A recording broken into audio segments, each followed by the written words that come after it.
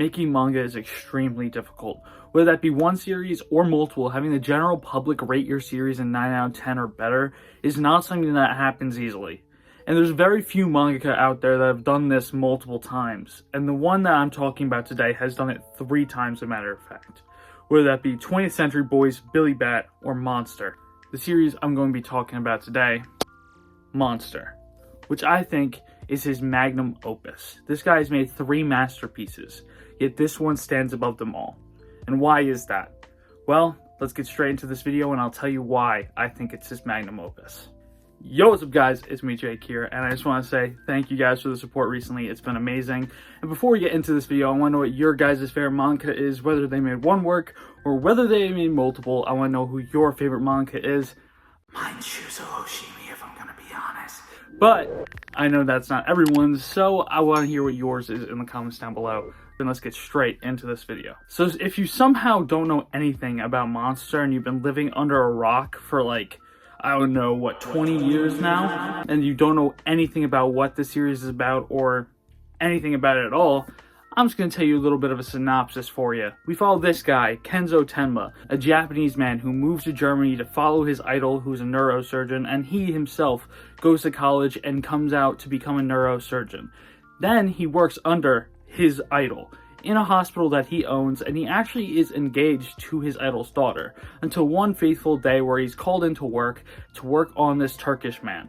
And when he gets there, they change his patient to a famous opera singer. And this famous opera singer lives, but the Turkish man dies because he didn't work on them. You see, Kenzo Tenma is a mastermind neurosurgeon that not every person is. He truthfully could have saved the Turkish man, and he knows that. So then the next day, he gets called in to save this young boy. But at the same time, the mayor gets called in and they change his operation. And they change his patient back to the mayor. But the young boy was there first with a gunshot wound to the head, so Kenzo Tenma decides to go against the morals of the hospital and to save this little boy. And it turns out, when he saves this little boy, the mayor dies. And little does Kenzo Tenma know that when this little boy grows up, that he's going to be a mastermind murderer. And is that his fault for saving a monster? Well, that is the whole point of Monster. Deciding if it's his fault for creating something, or if it's his fault for saving something that he never knew would have grown up to become this evil being. So now that you know what Monster is about, I would like to talk about a little bit more in depth about the series. Now, there's not going to be spoilers, so you don't have to skip this if you want to read it or anything. I'm just going to be talking about the general consensus about what I thought about it, whether that be the characters, whether that be the world, or whether that be other things. I just want to talk about my thoughts on them without spoiling it, so you don't have to worry about that. First of all, I would love to talk about the characters, because I feel like the characters are something that gets severely underrated in Naoki Urasawa works, and I think Monster is definitely one of them, as I believe the characters in Monster are one massive driving point for the series. I think that the characters in the series get massively underrated, and that's something that should be talked about more, because I think the way that Naoki Urasawa builds up these characters and builds up these worlds is something that's very, very unique. And I think that's why I love Monster as much as I do. The characters in this story are built up and set up so perfectly, and it's only 18 volumes in full, 9 of these complete editions, but 18 singles in full. And seeing how much character development he gives to all these individual characters is something you don't even see in series that have 30 plus volumes. So that's something I would love to talk about. Characters like Dieter, characters like Nina, and characters like Grimer are just phenomenally written characters that you don't really get to see in other mangas, whether that be seinen, shonen, shoujo, or josei. I forgot for a second, but you don't really see those kinds of character build-ups in a lot of manga, and I think that's something that is very important. Like Grimer, for example, is one of my favorite characters ever written, and that says something, because I think I've read a lot of manga, which is kind of a flex, but not really. But I've read a lot of manga, and I truthfully think Wolfgang Grimer is one of the best written characters I've read, let alone Johann. I think Johann's character is just such an interesting character to really dive into and really explore as a character and his mental state. I think it's very interesting how Naoki Urasawa builds these characters because of the all-encompassing kind of group that he's building up. Not a single character is really that similar, yet they mix so well together, and I think that is one thing that's super interesting, is how they really build up this cast without any kind of real points to connect them.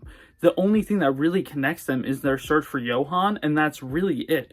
Everything within these characters' lives are completely different. Even the age groups that these characters are in.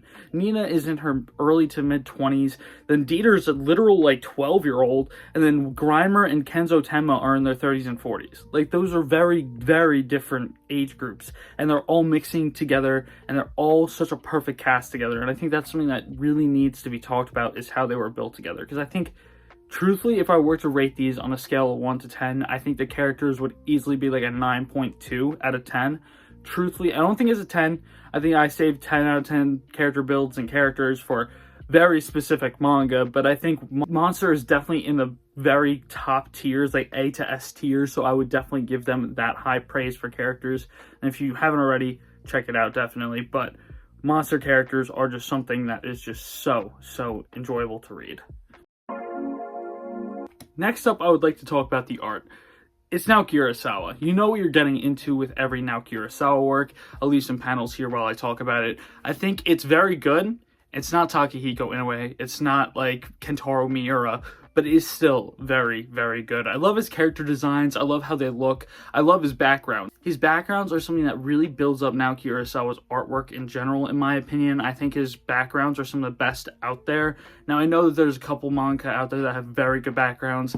Masashi Kishimoto, the creator of Naruto, he has really good backgrounds. Sui Yoshida has really good backgrounds. But I really like the realism that comes with Naoki Urasawa's backgrounds.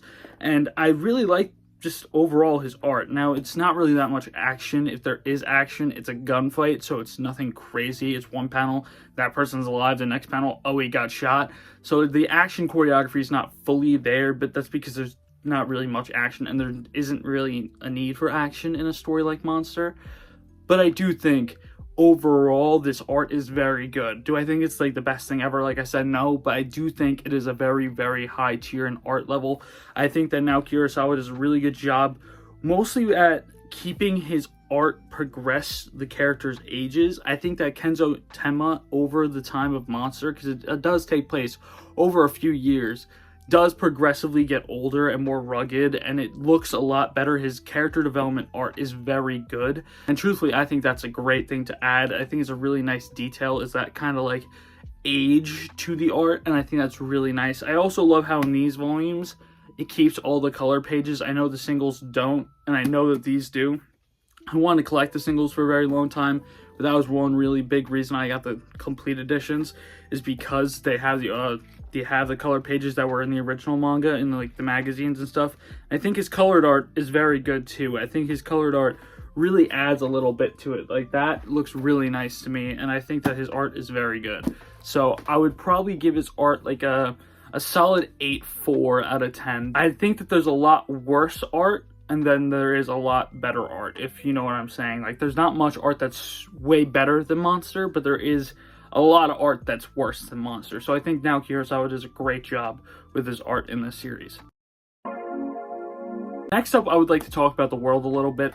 I think he does a really good job with the post-Berlin Wall falling Germany, trying to find that Nazi regime again. And I think it's a really cool concept to bring into this series that takes place in the 90s. I really love how he builds up this world. I love how he builds up Germany, and when they get to the Prague arc, I love how he builds up Prague. Of course, I can't say it's the craziest world building, because it is just real life places, but I do think he does a very good job at building up these real life places, and I think that that's something that's very hard to do, because when you have a set place and a set destination, it's really hard to build up that destination without leaving out some aspects from that culture and leaving out some aspects from that place. It's really hard to do that, mostly with series like Monster, where it takes so heavy influence with Germany and Prague that it's really easy to really mess that up. So I really think Naoki Urasawa does a very good job with his research and everything about these cultures to really build up this manga and build up this world that he is creating through Monster. And I think that is a very cool thing to do, is when you have a set destination already that's already in the real world and you still mess with it a little bit and you know what it would happen with the real world situation and all that. I think it's a very cool thing he does here. I think he does a very good job about doing that. Now, do I think it's the world building level of Ichiro Oda with One Piece or Kingdom or Magi? No, I truthfully don't, but you can't really have the world building like that in a series like Monster, of course. So I'm definitely going to still rate it highly. I would still probably rate this like an 8 out of 10. I still really like the world. I like the things that he builds within the world, and I really like just the whole entire setting of the world, because Germany trying to rebuild the Nazi regime is just such a interesting setting for a manga like this, and it really helps build up characters, specifically like Baby and Johann. It really builds up these characters to be more than they really should because of the actual setting, and I think the setting really adds a lot to this manga. So I think that that's one thing I needed to talk about very heavily. I think that's one thing that really helps push Monster as a manga so much higher in heights, because the world in general just builds up the whole story so well. Now lastly, my overall thoughts. I'm not going to spoil anything still, but I think that this is a phenomenal series. I think the story, truthfully, if I could rate it higher than a 10, I would. I think I have it as a 10 on AniList. If you don't know, I have an AniList, so if you want to see what I'm reading or watching currently, go down there. It's in the description down below if you want to follow me, or if you want to just check out what I've read.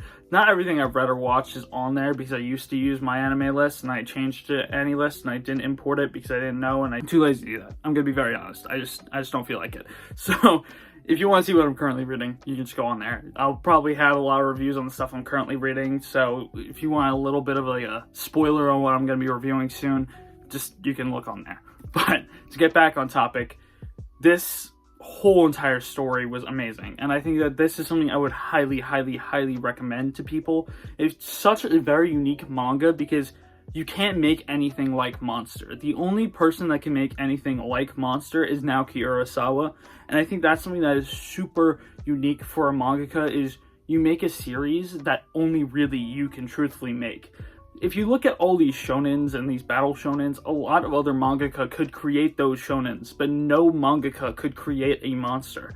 Monster is so unique and diverse in terms of its tropes it uses, and it doesn't even use generic tropes. It builds up this world that is so interesting and super intriguing to actually delve into. The characters are so fully developed, and at the end you feel like they're fully developed, and there's nothing more you can actually see from these characters.